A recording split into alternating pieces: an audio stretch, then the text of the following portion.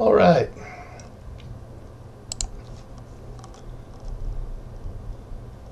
Glad to be here as usual on this Sunday afternoon. And I'll start just by asking the presence of the Lord, welcoming God's presence just through our awareness. God, we just love you. We thank you. You're so good, so faithful.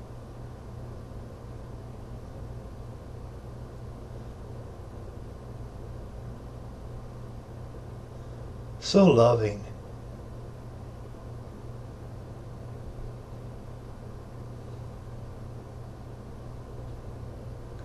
So present. Welcome. Well, we welcome you here. We welcome you here and we open our hearts to hear what you've got to say.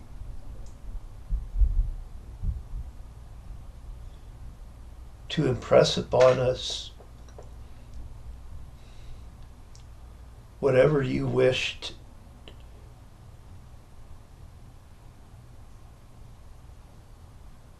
to tell us. And we just love you. Amen. So let's see, this week I'm going to talk a little bit about free will, the notion of that. Okay.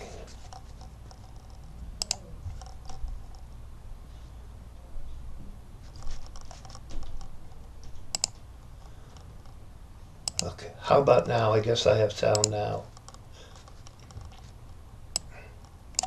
Is there sound now? Okay. This week I'm going to talk a little bit about the notion of free will. And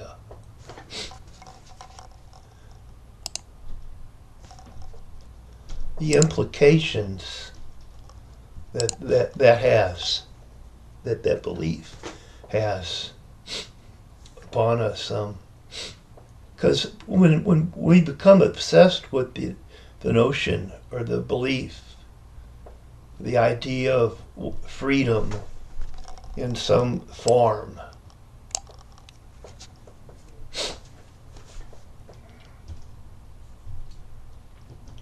we tend to fight and to die and shed blood for it. And we tend to think that we have to make sacrifices in order to obtain it. And we suffer greatly for the pursuit of that notion, of that belief.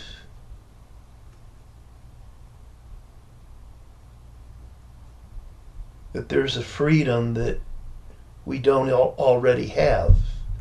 That the freedom is something that we need to gain.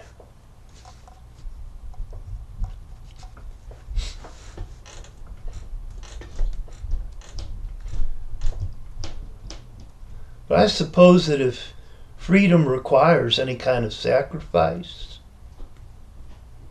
it would be the sacrifice of the notion that we're not presently free.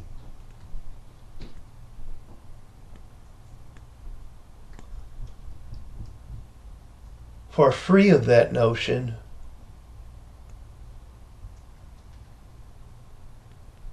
we're liberated in the present moment.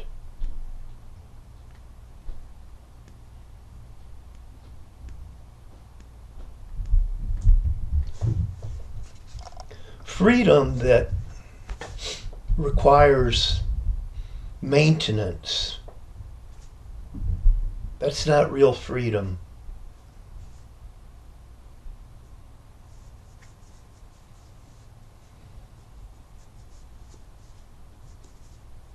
That's not real liberty.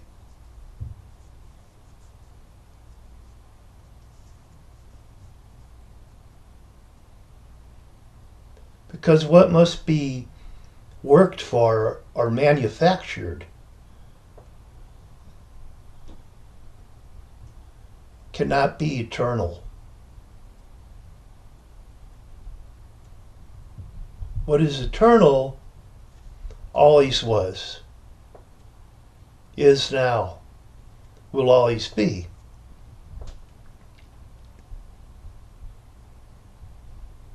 So freedom that requires a maintenance to exist simply isn't real. It's not eternal. It may be relatively real, but absolutely real? No, no. Because all labor, all work is impermanent. Power wears out. Effort wears out.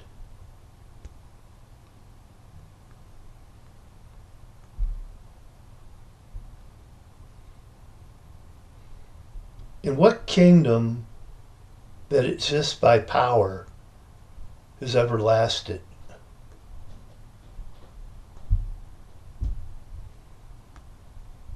What kingdom that it exists by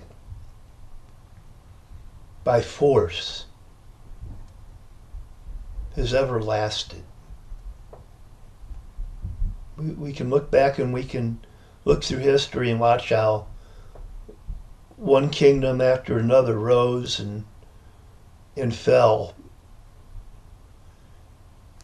because they were all kingdoms that came about by force, not by willingness.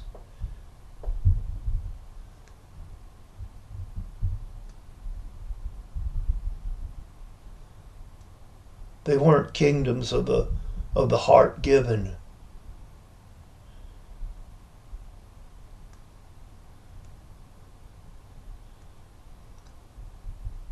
But they were kingdoms of laws that were imposed rather than kingdoms of hearts that were given.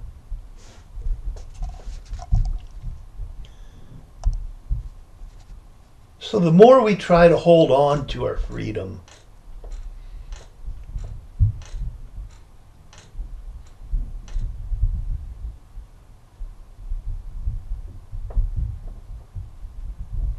the more we try to keep it captive, the more we try to put it in our little box, in our little cell, imprison it, and not let it get away from us, you know? The very notion of holding on to or imprisoning freedom just seems ludicrous. Just seems ludicrous to me. But I find that the more we try to hold on to our freedom, the more that it eludes us. It's as if you grasp a handful of water and try to hold on to it. It will all run out between your fingers.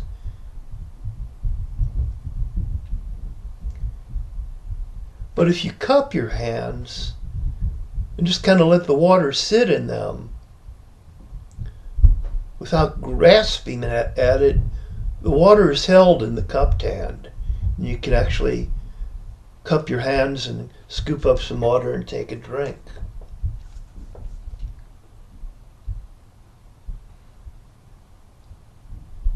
So the freedom is a lot like that water.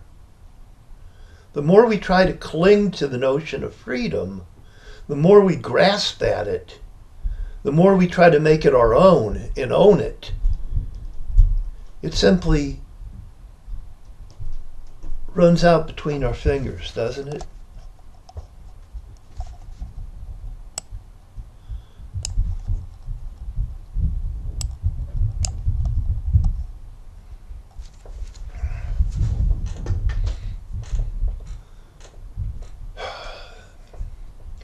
So considering free will,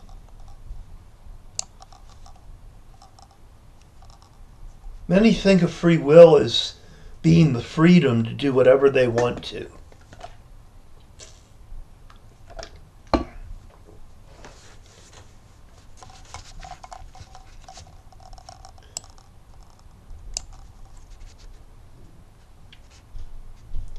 But succumbing to the demands of our will and our desires, how can we really be free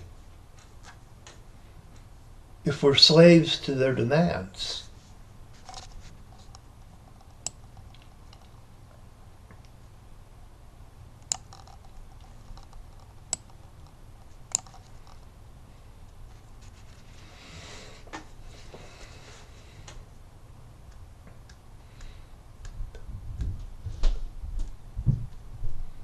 Are they ever appeased by what they demand from us?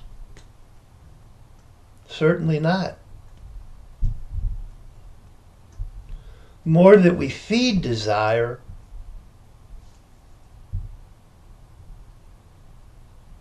the stronger it grows.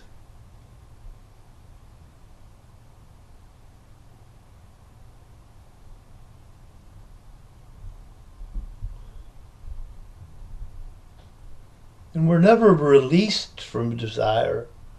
We're never set free from it by being led about by it.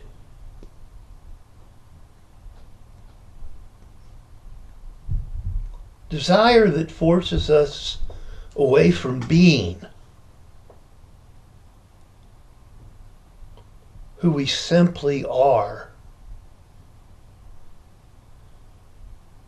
robs us of our freedom to simply be.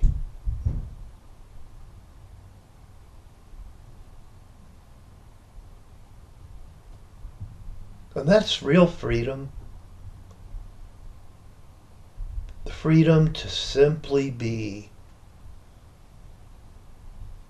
The freedom to simply be myself, with no strings attached, without any sense of lack, any sense of insufficiency, that I'm not enough or that I'm not worthy to be here. But the freedom to simply be, the freedom to simply sense that belonging,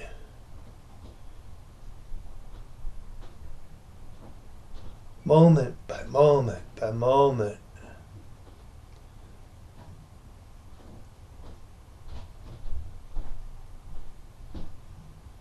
What freedom is that? That's great freedom.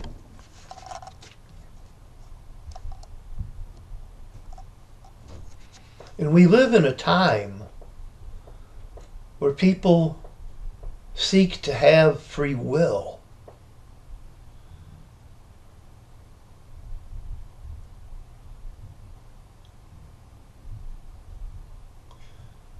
They want their own free will. Yet free will is never free by being your own. Because what is owned is not free.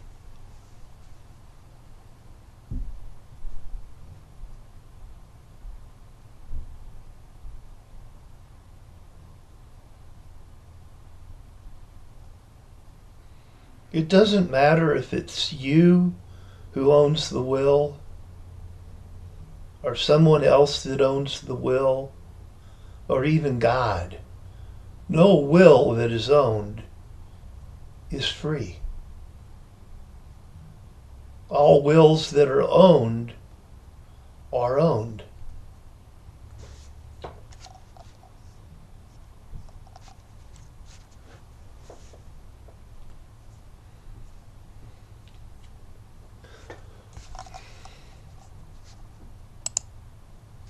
Well, what comes out of this sense of ownership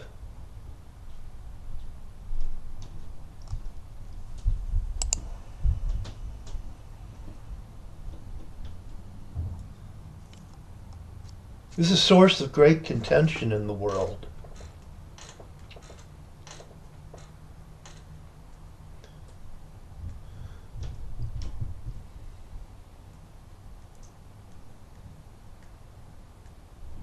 But there's this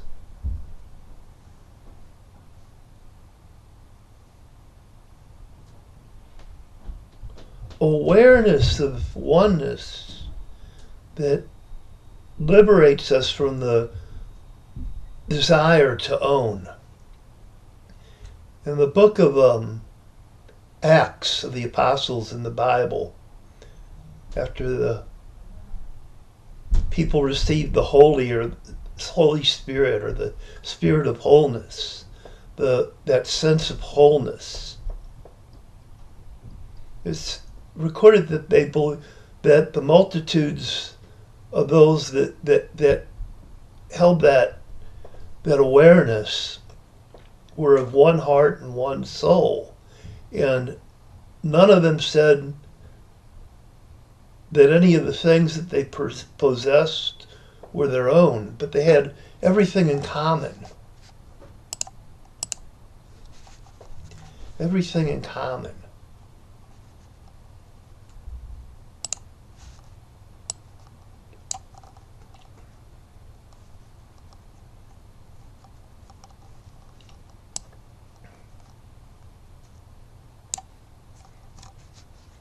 There's this liberation, there's this freedom of the will to own, to control.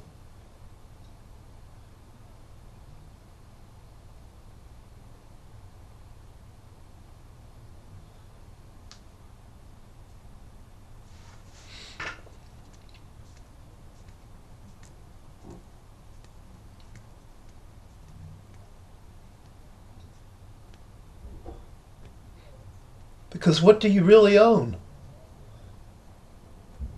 What do you really own?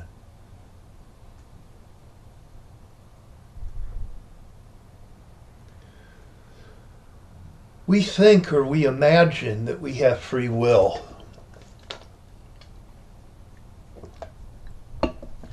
Yet, in reality, what people think or imagine free will to be is nothing more than a notion.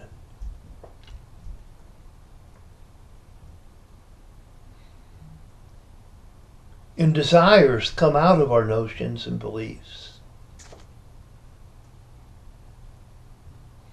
many of which we're not even conscious of.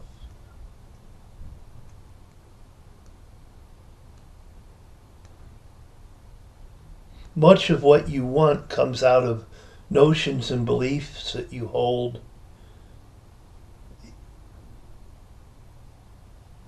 And you're not even aware of it.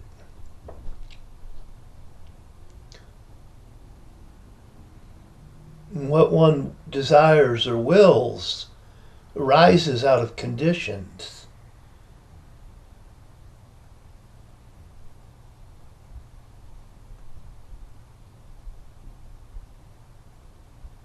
Conditions of what they believe in that moment.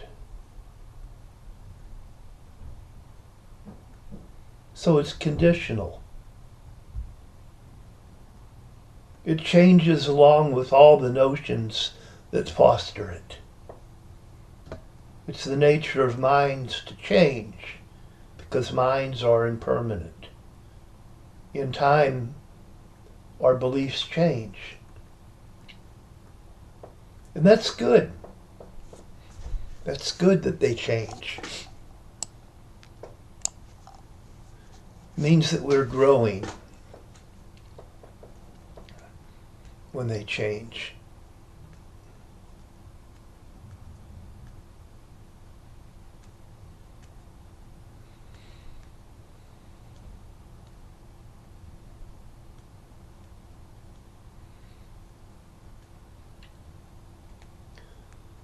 But the will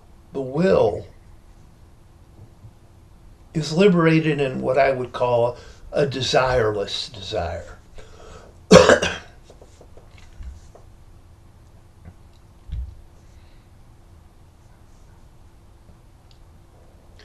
It's not a desire based on what the separate self wants, what the imagined self wants, what the ego wants. But this desireless desire is a desire to simply be. To simply be. And just to abide as the one, as the one.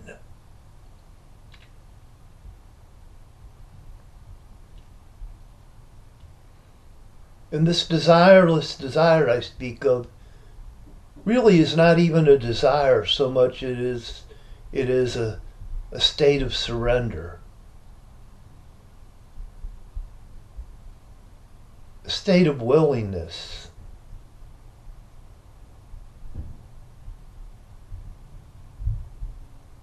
To remain present as a loving presence.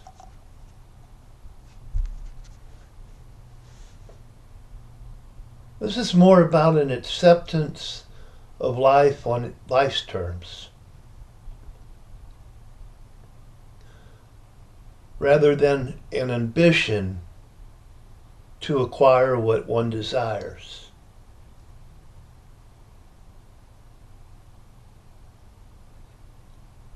The will that rests in being at home is at home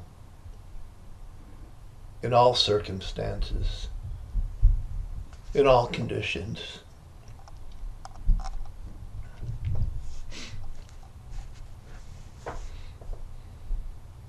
But the will in form of ambition tends to carry us away, tends to carry us away from the peace that remains, from the peace that abides. The will in the form of ambition tends to rob us of our serenity.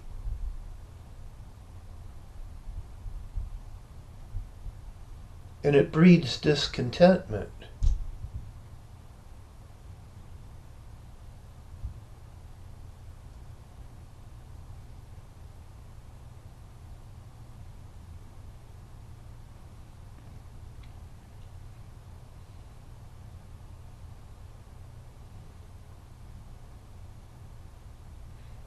And yet we abide in contentment. And it's our contentment that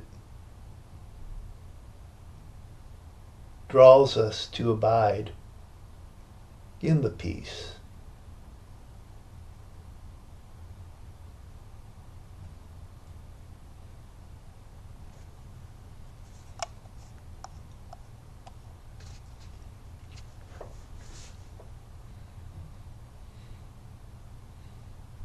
But that which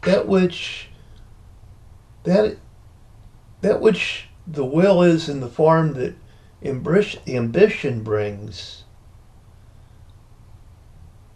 that's a hard yoke. That's a heavy burden.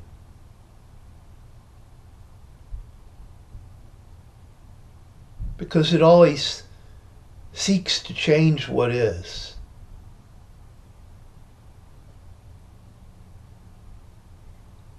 The will of the ego is always in contention with what is.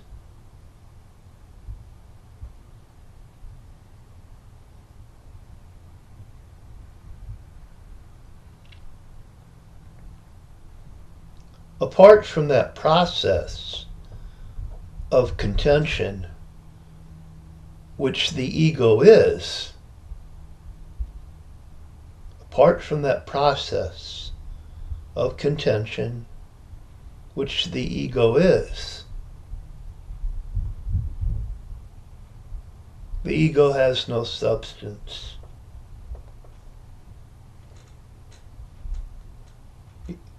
The ego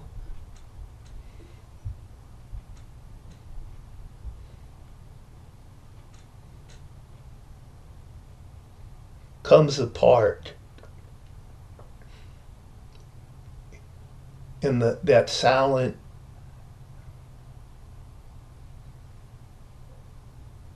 abiding with a willingness to be here with what is. It doesn't suffer it very well. So it suffers in silence.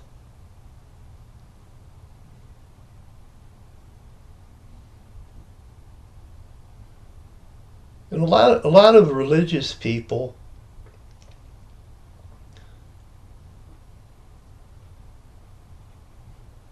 have notions of what God's will is.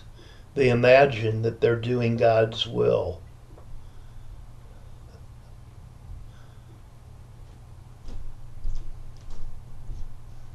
When in reality, what they are is being driven by a compulsion to force conformity of the world of their beliefs and notions of what justice is, of what righteousness is.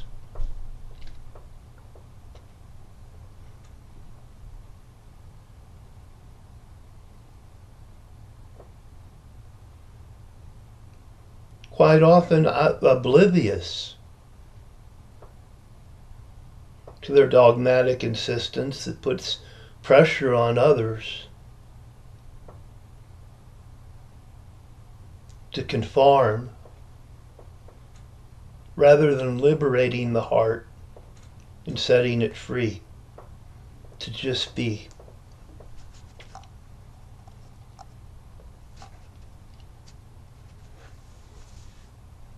And that's what the will in the form of ambition is like.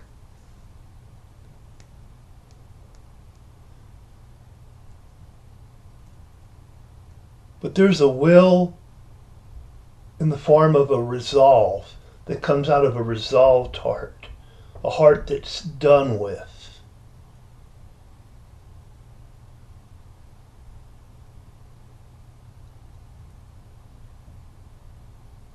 It's not about changing or acquiring anything. It's a being done with. It's an end of the wanting.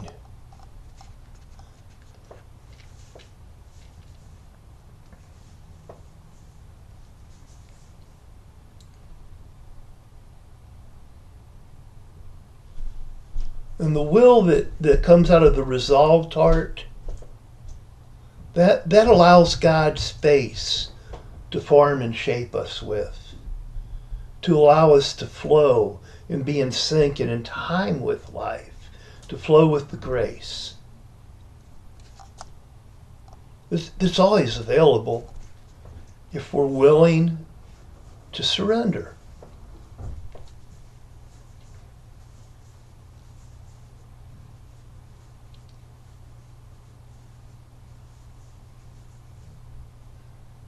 And when we surrender, we can put our hearts in to what we're doing.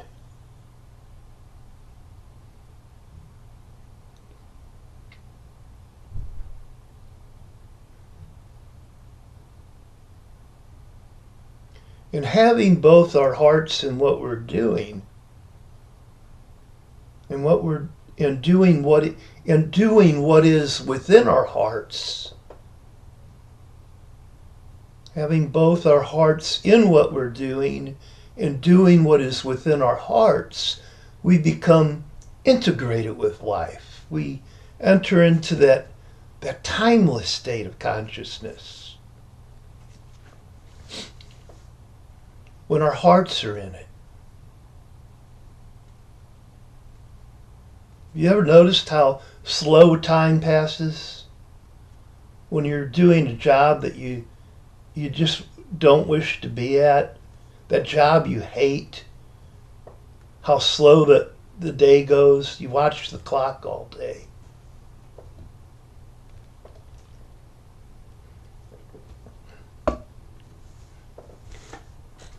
And that time makes the heart heavy.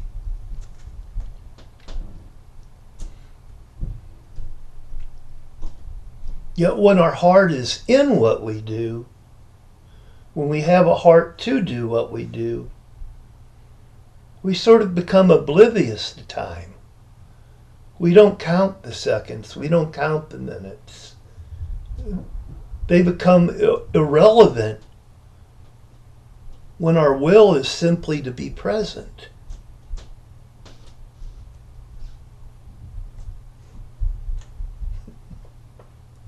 A will simply to be altogether present, to be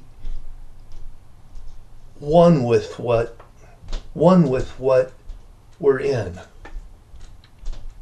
To be one with what we're in. Ah.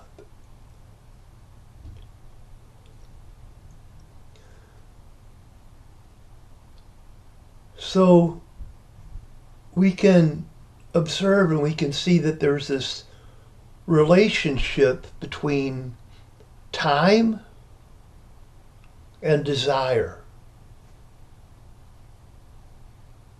There's a desire that comes out of the womb of time, the notion of time, the belief in time. And there's that desireless desire to just abide, to just be, to just go, ah, yes.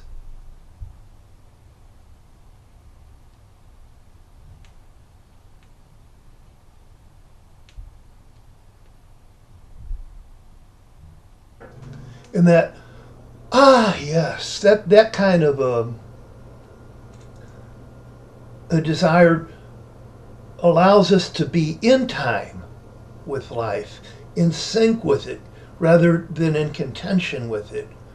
And then we become integrated with life's time, rather than watching our clocks. We know what time it is from our heart. We know it's the right time from the heart. Our heart dictates the time rather than our watch, rather than our schedule, rather than our notions and beliefs in time.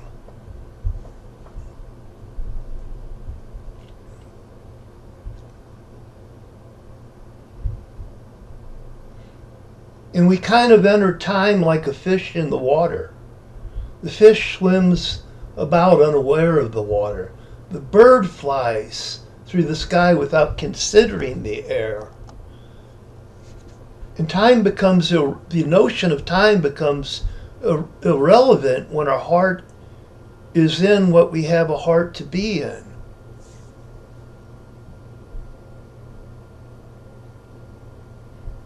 It's when the heart becomes divided that time becomes a serious matter rather than simply a notion.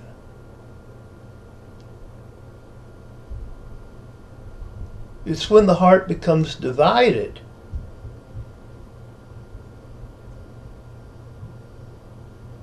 that we feel the force of desire pulling us away, luring us to pursue, to chase, to grasp.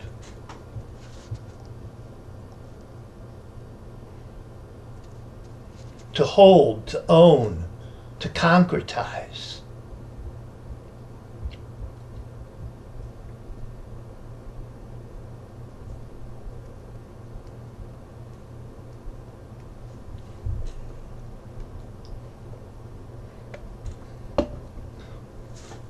But we can practice sitting with our desires.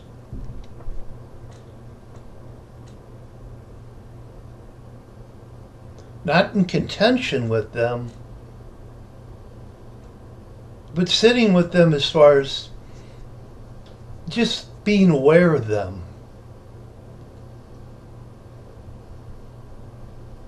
And willing to be with them.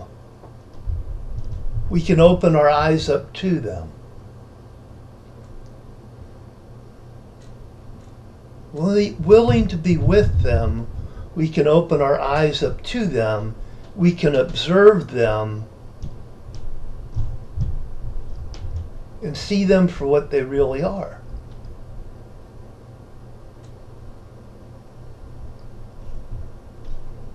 And this isn't about attempting to rid ourselves of them,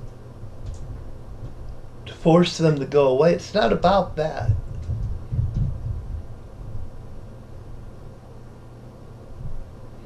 Because the very notion that we need to be free of our desires only fosters more desire.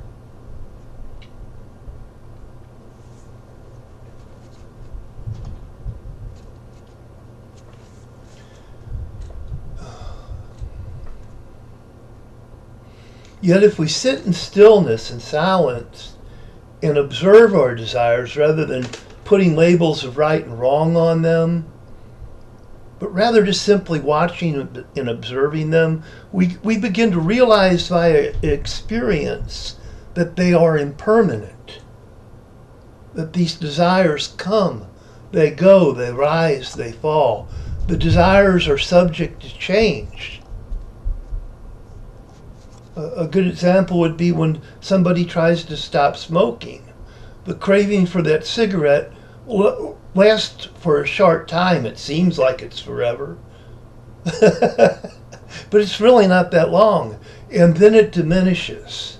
And if we can sit with that desire rather than succumb to its demands, we find out when we don't feed it that it fades away on its own. It's not in fighting it, but just letting it come and go. It's impermanent. That's the nature of desire. But yet, if you instead decide to contend with desire, you find that the fight only wears you out and empowers the desire. Because true liberation does not come by contention, but by resolves, by being done with. When we're done with it, we cease fighting it. The war's over.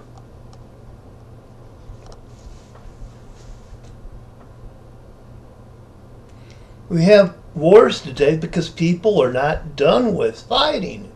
Instead of being done with it, they try to outdo it.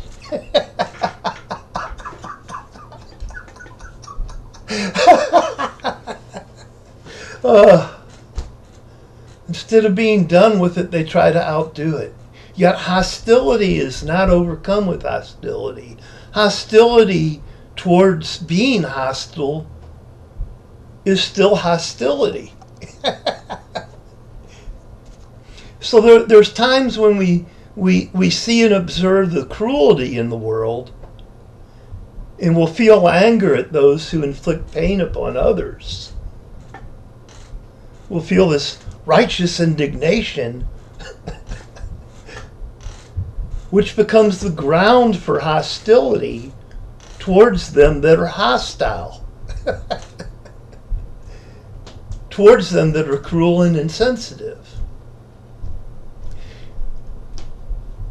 Yet being hostile toward the hostile only increases the domain of the hostile spirit. All it really does is it gives the demon another host to possess.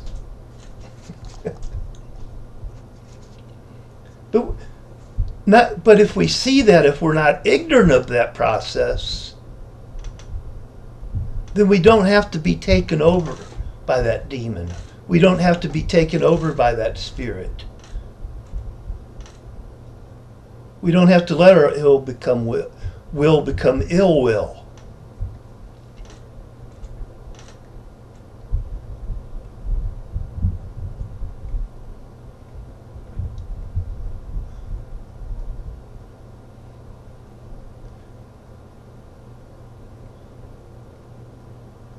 And it's easy to just be taken over by that. That's very common. To be taken over by hostility when one encounters it. But what happens if we simply wait? What happens if we simply wait before judging, before speaking, before acting?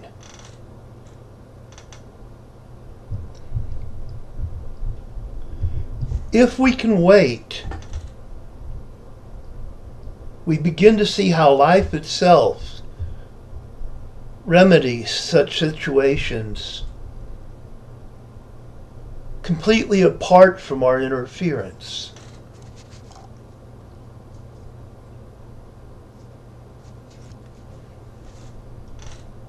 Hostility is impermanent. And if we can wait rather than feed it, it will die out on its own. It has a date with death, just as we have a date with death. And when we stop trying to cure it, hostility dies out. When we stop trying to fix people, the hostility dies out.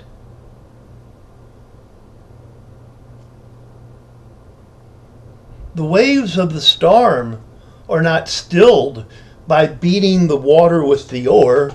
That only creates more waves.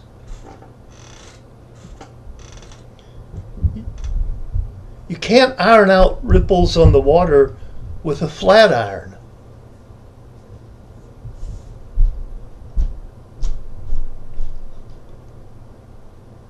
It's our attempts to cure, to fix, that creates the very problem. That if we just step back and wait,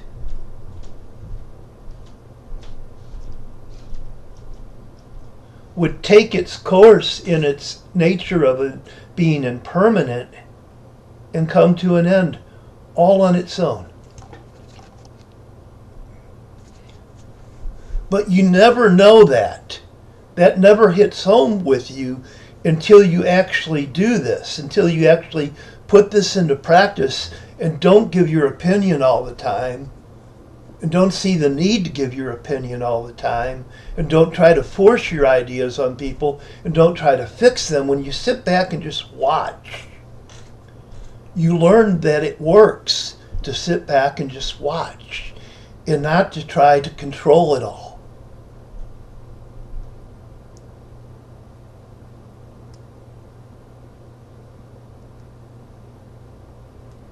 And that's no easy task. It takes practice. But with the practice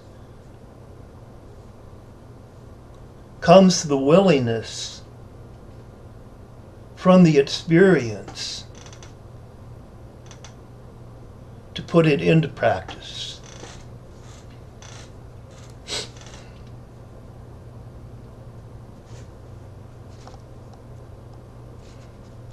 So ill will, hostility is never defeated by hostility. Ill will makes the one who has it ill. It makes the one who has it weak. It makes the one who has it sickly. Ill will in the form of hatred, resentment, anger, all these things, all that does is produce stress and pressure that make the body of the host who has ill will ill, diseased, and in torment. From that ill will comes heart disease, depression, all sorts of mental disorders, digestive disorders. The ill will affects the whole world. So you want to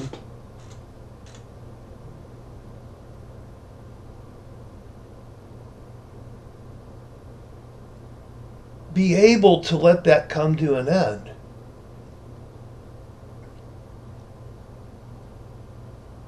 And if we can sit with hostility rather than succumb to it, when we can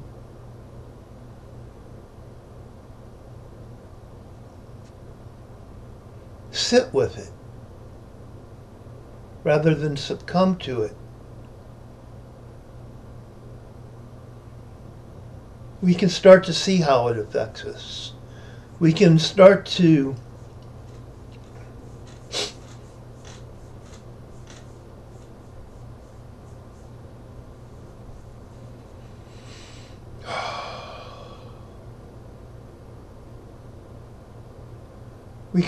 ask questions,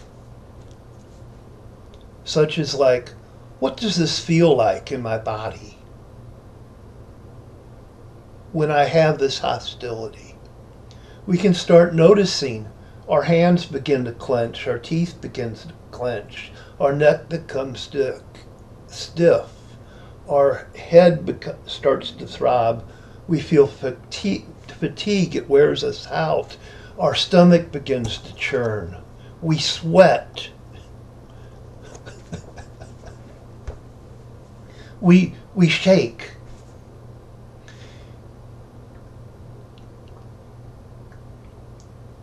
And you recognize these things by sitting with it.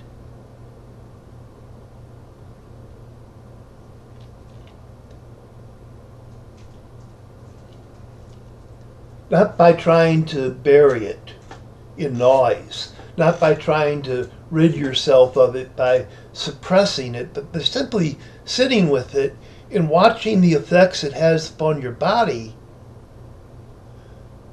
In time, through practice, you can begin to recognize the effect that it is affecting you by recognizing the suffering that it produces. And when you finally see that, when you finally see how that works,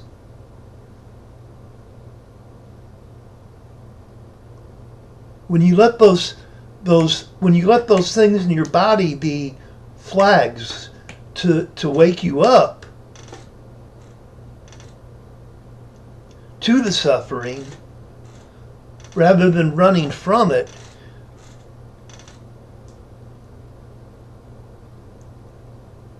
you see it for what it is. You're simply done with it. You drop it. It just doesn't even make any sense anymore to harbor ill will.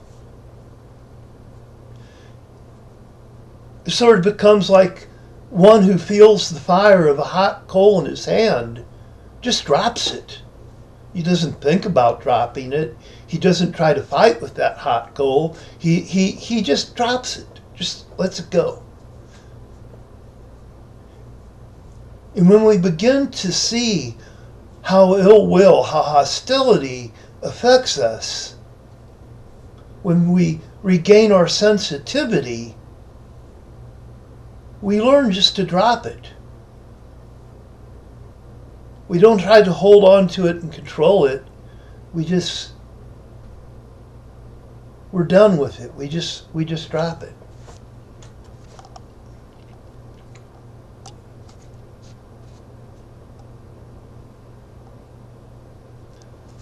But the thing is that when we are taken over by hostility, what that brings with it is an insensitivity to hostility's presence. When you're really pissed off, you become blind. Your sensitivity takes a nosedive. So this is where the practice comes in when we're not really pissed off. The practice cultivates within us a sensitivity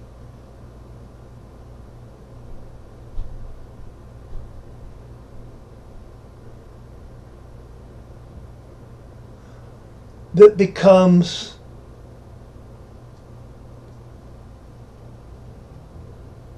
like a shield around us, in a sense, that keeps us from just flipping off and going crazy at the drop of a hat.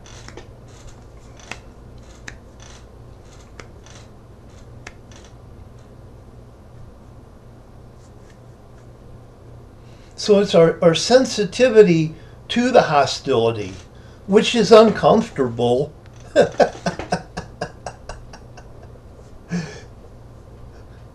I can totally understand why one wants to push it down and suppress it, or to bury it in the noise of music or TV and other things rather than sit there and feel it. I mean, it's not fun. But if we can become sensitive,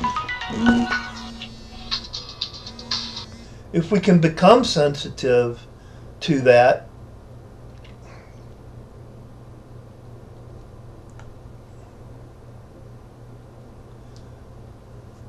then that very hostility will awaken us.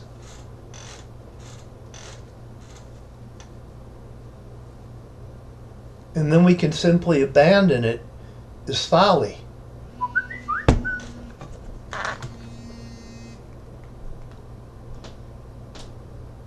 It's something that's just foolish to pursue. We can see it for the unskillfulness that it really is.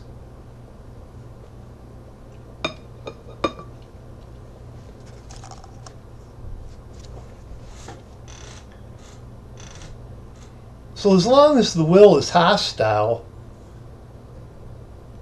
the will is owned by hostility. The hostile man has no free will.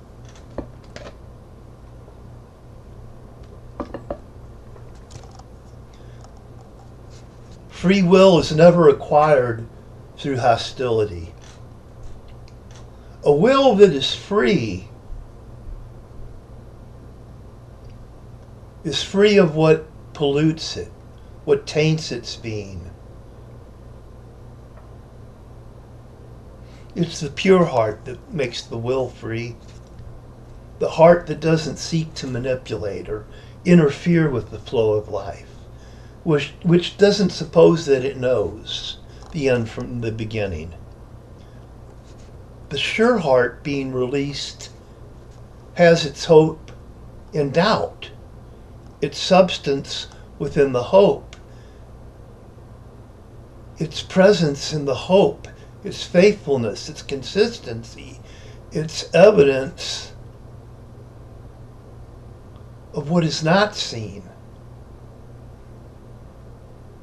the evidence of what one does not know.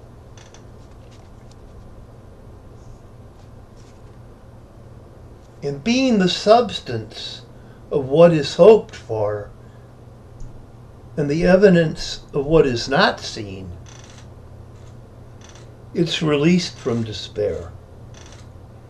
The desperate heart knows that nothing changes. It doesn't realize impermanence. The desperate heart knows that nothing changes. It doesn't have room for impermanence.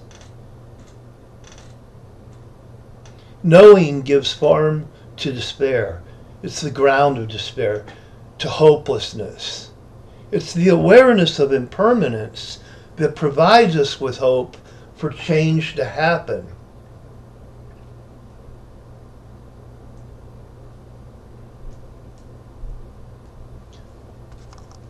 That gives faith that which to draw its substance from.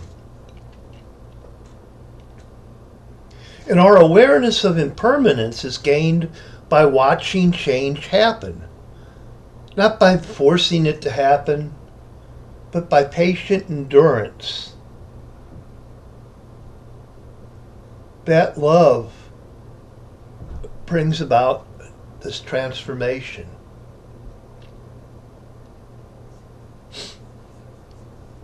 So we learn in time by experience that if we simply wait upon the Lord, that our strength becomes renewed.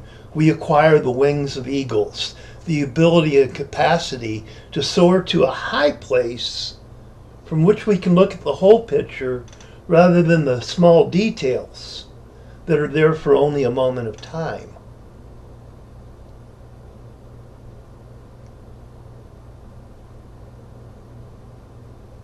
And it's in our humility, in our bowing out of taking control, that we give space for life to take place, and that we gain the all that makes us more apt to be still and to know that God is God. In knowing that God is God, we don't have to take God's place. We find that when we give place to life, when we give place to God, then God takes place. Life takes place. The manifestation of the life comes about in our complete surrender, in the making space for life to simply happen. When we make space for life to happen, it happens. Miracles arise out of our willingness to get out of the way and allow them to manifest, to occur. Because miracles are not manufactured. They simply just happen to be. Miracles are not manufactured. They just simply happen to be. Just let them be the miracles that they are, and life itself will become miraculous. And life itself will become miraculous.